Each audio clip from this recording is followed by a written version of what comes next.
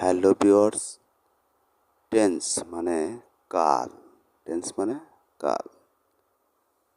ক্রিয়া বা কাজ যে সময় অনুষ্ঠিত হয় তাকে টেন্স বা কাল বলে।